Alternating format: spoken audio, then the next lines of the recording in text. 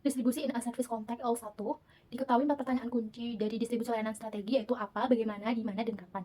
Apa menentukan apa yang sebenarnya akan mengalir melalui saluran distribusi. Contohnya informasi, negosiasi, dan layanan inti. Yang kedua, what is being distributed, LO2. Cara kerja distribusi dalam suatu layanan, konteks dalam siklus itu ada yang pertama arus informasi dan promosi. Distribusi informasi dan promosi materi yang berkaitan dengan penawaran layanan. Tujuannya agar konsumen tertarik. Yang kedua, alur negosiasi, mencapai kesepakatan tentang fitur dan konfigurasi layanan. Dari ketentuan penawaran sehingga kontrak pembelian dapat ditutup. Tujuannya adalah seringkali menjual hak dengan menggunakan layanan. Yang ketiga, arus produk dan banyak layanan, terutama yang melibatkan orang yang memproses atau pemrosesan kepemilikan, membutuhkan fasilitas fisik untuk pengiriman. Yang household service distribusi LO3 itu pahami bagaimana layanan dapat didistribusikan menggunakan 3 opsi utama dan memahami pentingnya membedakan antara mendistribusikan inti dan layanan tambahan. Yang pertama, untuk masing-masing dari ketiga pilihannya, jika perusahaan mempertahankan hanya satu outlet atau menawarkan untuk melayani pelayanan melalui beberapa outlet di lokasi yang berbeda. Yang pertama itu customer visit the service site, ketika pelanggan harus mengunjungi situs layanan. Dan yang kedua, service provider go to their customer, yaitu layanan diluncurkan sebagaimana pekerja itu orang yang menikmati. Contohnya adalah layanan konsumen semacam cuci mobil keliling, kantor, dan di rumah catering, dan layanan penjahit yang dibuat sesuai ukuran pembisnis. Yang ketiga dan yang terakhir adalah secara umum penyedia layanan lebih cenderung mengunjungi pelanggan mereka tempat daripada individu di rumah mereka. The service transaction is conducted remotely. Transaksi layanan dilakukan secara jarak jauh, yaitu perkembangan telekomunikasi, teknologi online, dan logistik yang canggih. Solusi telah mendorong banyak pendekatan baru untuk pemberian layanan. Seorang pelanggan mungkin tidak pernah melihat fasilitas layanan atau bertemu langsung dengan petugas layanan saat bertransaksi dengan perusahaan jasa melalui transaksi jarak jauh. Pertemuan layanan dengan perusahaan layanan lebih mungkin dilakukan melalui pusat kontak pelanggan, surat, email, obrolan, atau Twitter, dan jika produk fisik, dokumen, atau benda berwujud lainnya, misalnya kartu kredit atau kartu keanggotaan, perlu menjangkau pelanggan, penyedia logistik menawarkan perusahaan jasa solusi terintegrasi, andal, dan hemat biaya. Selanjutnya, channel preference vary among customers. Preference saluran bervariasi di antar pelanggan, yaitu penggunaan saluran yang berbeda untuk memberikan layanan yang sama tidak hanya memiliki implikasi biaya yang sangat berbeda untuk organisasi layanan, juga secara drastis mempengaruhi sifat pengalaman layanan bagi pelanggan. Meskipun saluran swalayan elektronik cenderung paling hemat biaya, tidak semua pelanggan suka menggunakannya. Ini berarti bahwa jika ingin memigrasikan pelanggan ke saluran elektronik baru, mungkin memerlukan strategi untuk segmen yang berbeda. Selanjutnya, channel integration is key. Integritas saluran adalah kunci untuk sukses menyampaikan melalui berbagai saluran konsumen secara tunggal atau dalam kombinasi. Saluran elektronik menawarkan pelengkap atau alternatif untuk saluran fisik tradisional untuk memberikan pelayanan berbasis informasi. Namun, integrasi saluran adalah kunci untuk berhasil menyampaikan melalui beberapa saluran. Where shall a service facility be located? Menjelaskan tentang di mana tempat keputusan saluran fisik dan mengenai pertimbangan lokasi strategis dan taktis. Kecuali layan disampaikan dari jarak jauh, keputusan lokasi untuk situs fisik harus dibuat, karena sifatnya yang tetap sebagai akibat dari sewa yang lama dan investasi yang tinggi ke dalam suatu lokasi. Perusahaan tidak dapat dengan mudah pindah ke lokasi lain atau mengubahnya ke format lain. Strategic Location Consideration. Lokasi situs merupakan bagian integral dari keseluruhan strategi layanan. Itu harus berada di lokasi yang konsisten dengan strategi pemasaran dan segmen sasarannya untuk jangka waktu yang lama, kebutuhan dan harapan pelanggan.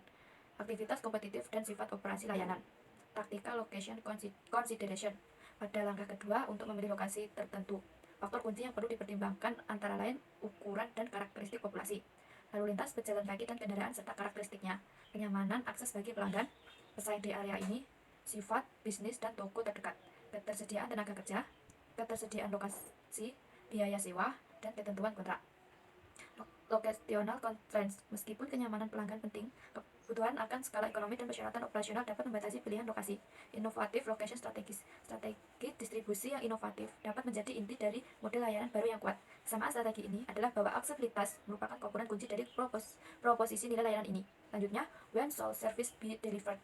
Menjelaskan tentang kapan, waktu keputusan saluran fisik, dan faktor-faktor yang menentukan jam operasi diperpanjang. Dalam ukuran besar, rutinitas ini mencerminkan norma sosial dan bahkan persyaratan hukum atau kesepakatan serikat pekerja tentang jam berapa yang pantas bagi orang untuk bekerja dan bagi perusahaan untuk menjual barang. Secara historis, pembukaan hari Minggu sangat tidak dianjurkan di sebagian besar budaya Kristen dan sering dilarang oleh undang-undang, mencerminkan tradisi panjang berdasarkan praktik keagamaan. Untuk beberapa sangat responsif operasi layanan, standarnya menjadi layanan 24 per jam sampai 24 jam sehari, 7 hari minggu di seluruh dunia. Itu gambaran yang lebih rinci tentang faktor-faktor dibalik perpindahan ke lebih banyak jam yang diperpanjang. Namun, beberapa perusahaan telah menolak tren untuk operasi 7 hari. Lanjutnya, the role of intermediaries. Memahami peran, manfaat, dan biaya menggunakan perantara dalam layanan distribusi. Haruskah layanan organisasi menyampaikan semua aspek layanannya sendiri? atau harus melibatkan perantara mengambil bagian tertentu dari pemberian layanan. Dalam praktiknya, banyak ditemukan organisasi jasa itu hemat biaya untuk melakukan outsourcing aspek-aspek distribusi tertentu. Misalnya, meskipun mereka peningkatan penggunaan pusat panggilan telepon dan internet, jalur pelayaran dan hotel resort masih mengandalkan agen perjalanan untuk menangani sebagian besar interaksi pelanggan mereka, seperti memberikan informasi, mengambil reservasi, menerima pembayaran, dan tiketing. Benefit and cost of alternative distribution channel. Tantangan bagi pemasok asli adalah untuk bertindak sebagai penjaga keseluruhan proses, memastikan bahwa setiap elemen yang ditawarkan oleh perantara sesuai dengan keseluruhan konsep layanan untuk menciptakan layanan bermerek yang konsisten dan mulus pengalaman. Banyak perusahaan jasa yang memiliki mencapai ekuitas merek bertujuan untuk memindahkan pelanggan dan penjualan mereka ke saluran berbiaya lebih rendah untuk menghindari atau menghapus perantara. Sebuah proses juga disebut disintermediasi. Selanjutnya yaitu franchising LO10, investasi moneter yang diperlukan untuk ekspansi kapasitas yang dimiliki dan dikelola perusahaan. Waralaba adalah strategi yang menarik bagi perusahaan jasa ketika perusahaan memiliki sumber daya yang terbatas dan pertumbuhan yang cepat diperlukan untuk mendahului persaingan. Komitmen jangka panjang dari manajer toko sangat penting. Pengetahuan lokal itu penting. Dari perspektif Prancis, studi longitudinal di industri restoran telah menunjukkan bahwa membeli waralaba rata-rata lebih menguntungkan daripada memulai bisnis mandiri. Faktor keberhasilan bagi franchiser antara lain: satu, kemampuan untuk mencapai ukuran yang lebih besar dengan nama merek yang lebih dikenal. 2, menawarkan lebih sedikit layanan pendukung kepada para laba tetapi kontrak jangka panjang. 3, memiliki overhead yang lebih rendah per outlet. 4, memberikan informasi yang akurat dan realistis tentang karakteristik yang diharapkan dari operasi waralaba. 5, membangun hubungan yang kooperatif daripada mengendalikan. Selanjutnya, the challenges of distribution of large domestic market. LO11. Ada perbedaan penting antara layanan pemasaran dan wilayah geografis yang padat dan layanan pemasaran di negara federal yang mencakup wilayah geografis yang luas, seperti Amerika Serikat, Kanada, atau Australia. Dalam kasus ini, logistik fisik segera menjadi lebih menantang untuk berbagai jenis layanan, karena jarak yang terlibat dan adanya beberapa zona waktu. Multikulturalisme adalah menjadi salah satu karena meningkatnya proporsi imigran dan keberadaan masyarakat adat. Akhirnya, ada perbedaan di setiap negara antara undang-undang dan tarif pajak dari berbagai negara bagian atau provinsi dan pemerintahan federal masing-masing. Karena populasi Amerika Serikat menjadi semakin mobil dan multikultural. Masalah segmentasi pasar menjadi lebih kompleks bagi pemasar layanan yang beroperasi pada skala nasional karena mereka menghadapi pertumbuhan populasi imigran atau serta turis yang berbicara banyak bahasa. Statistik ekonomi Amerika Serikat menunjukkan kisaran yang lebih luas dari pendapatan rumah tangga dan kekayaan pribadi atau kekurangannya daripada hampir dimanapun di dunia.